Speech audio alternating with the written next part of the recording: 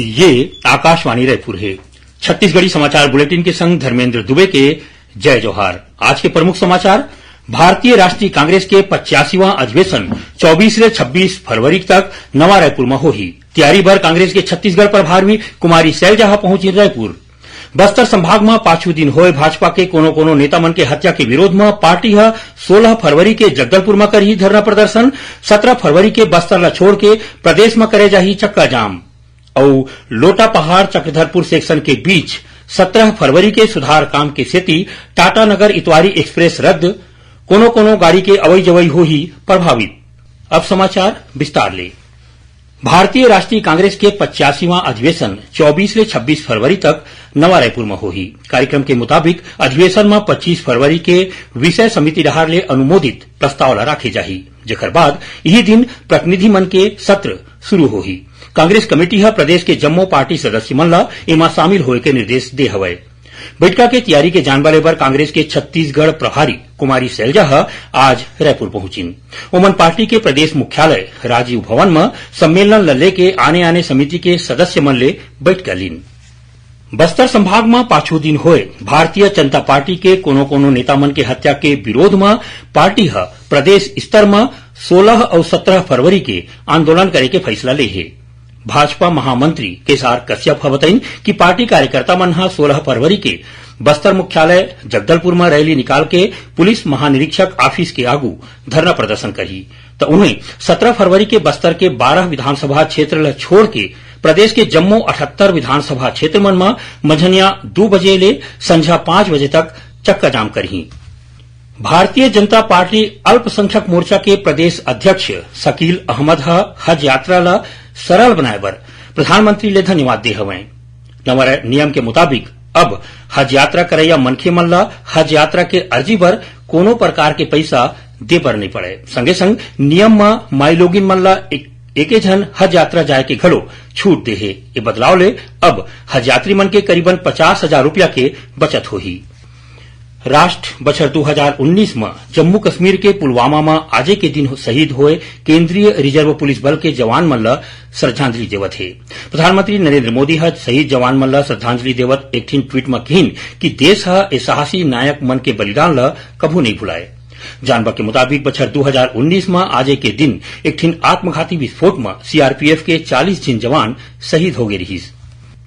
राज्य में second hand गाड़ी मन के खरीदी बिक्री पर अब आरटीओ दफ्तर जाए के जरूरत नहीं पड़े। परिवहन विभाग एकर बर आधार ऑथेंटिकेशन नाव ले नवा सुविधा शुरू करे है। परिवहन आयुक्त दीपांशु काबरा बताइन कि अब गाड़ी के खरीदी बिक्री करैया मन ला तीर के परिवहन सुविधा केंद्र जाके जल्दी अपन नाव ट्रांसफर करा सकथे। एकर बर सुविधा केंद्र में संचालक मन के फीस के संगे संग उपराहा 100 रुपया देबर पड़ही। जानवा के मुताबिक प्रदेश में परिवहन विभाग 500 सुविधा केंद्र खोले है, जेमा ले रायपुर जिला में करीबन 50 सुविधा केंद्र शामिल है। छत्तीसगढ़ माध्यमिक शिक्षा मंडल हाई स्कूल और हायर सेकेंडरी व्यावसायिक परीक्षा ले जुड़े समस्या मन के निपटारा बर 21 फरवरी ले हेल्पलाइन नंबर जारी करे जात है। छात्र शिक्षक और पालक मन इतवार और छुट्टी के दिन ला छोड़ के बिहनिया 10:30 बजे ले संझा 5:30 बजे तक मंडल के टोल फ्री नंबर 1800-233-4363 में अपन समस्या के समाधान ले सकते हैं।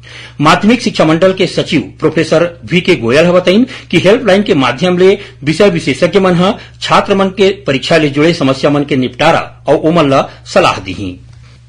छत्तीसगढ़ी बुलेटिन आप मन आकाशवाणी रायपुर ले सुनत हो।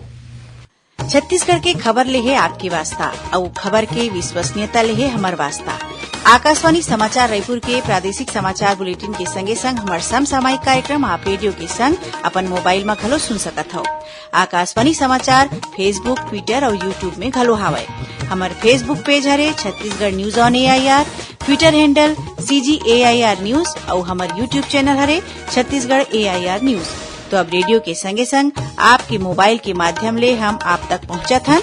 छत्तीसगढ़ के हर खबर पर सुनत रहो आकाशवाणी समाचार। अब आगू बाढ़बो बाँचे समाचार को थी। कांकेर जिला में पाछू 9 फरवरी के सड़क हादसा में घायल हुए एक झिन स्कूली लड़का के आज रायपुर में इलाज के दौरान मौत हो गई।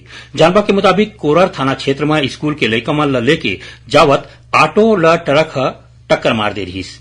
ए घटना में 7 झिन लड़का के मौत हो गई रहीस। उन्हें गंभीर रूप ले घायल एक झिन छात्र ला इलाज बर रायपुर लाए गए रहीस। नारायणपुर जिला के ओरछा विकास खंड में सिरहा और गुनिया मन के स्वास्थ्य ले जुड़े जानबा दे बर एक ठिन बैठका बुलाए गिस।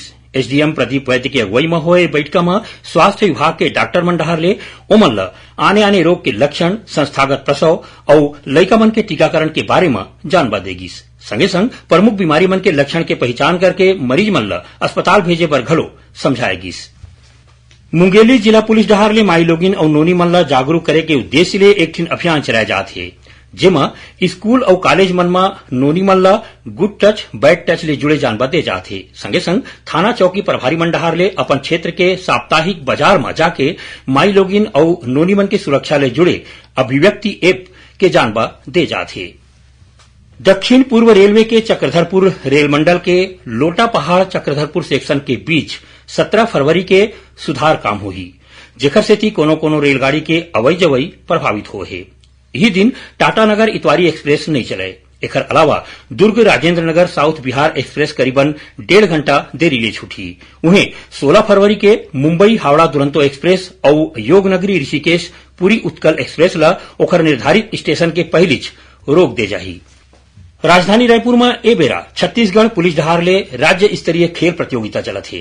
3 दिन तक चलैया ये प्रतियोगिता के शुभारंभ काली पुलिस महानिदेशक अशोक जुनेजा करीन। ये प्रतियोगिता में पुलिस के 10 संभाग मन के 700 खिलाड़ी मन भाग लेवत हैं। प्रतियोगिता में kabaddi, football, volleyball, handball, basketball, hockey, kho kho, रस्सा खींच और दौड़ के मुकाबला हुआ थे। राज्य में पहली घाव जवान मन बर ये प्रतियोगिता राखे गए है। बस्तर में 17 ले 20 फरवरी तक फैम ट्रिप के आयोजन करे जाही। एकर थीम है देखो बस्तर। कांगेर घाटी राष्ट्रीय उद्यान के निदेशक धम्मशील गणवीर ह बताइन कि एखर ले बस्तर में लोगन मन के पर्यटन और इको टूरिज्म को ध्यान बाढ़ी। संगे संग भारत के आने राज्य के लेखक, यूट्यूबर और फोटोग्राफर मन घलो बुलाए गए है। एक कार्यक्रम के उद्देश्य देश और विदेश में बस्तर के पहचान ला आगू बढ़ाना है। अब थोड़ा कुछ समाचार सार में। संघ लोक सेवा आयोग डहार ले 19 फरवरी के इंजीनियरिंग सर्विस प्रारंभिक परीक्षा 2 पाली में राखे गए है।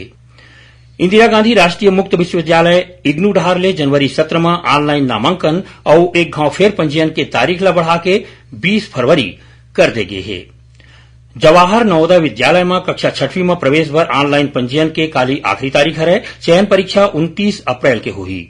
जिला रोजगार और स्वरोजगार मार्गदर्शन केंद्र अंबिकापुर में 16 फरवरी के बिहनिया 11 ले मंझनिया 1 बजे तक प्लेसमेंट कैंप के आयोजन करे जाही। बीजापुर जिला में ग्रामीण स्वास्थ्य संयोजक और संयोजिका के संगे संग कुल 16 पद में गलत ढंग ले नियुक्ति के मामला में बीजापुर के मुख्य चिकित्सा और स्वास्थ्य अधिकारी सुनील भारती ला निलंबित कर दे गए है। सुकमा जिला के ताड़मेटला इलाका में गश्त के दौरान सीआरपीएफ के जवान मन हा एक ठिन आईईडी बरामद करीन, जिला मौकच में ब्लास्ट करके खत्म कर देगिस।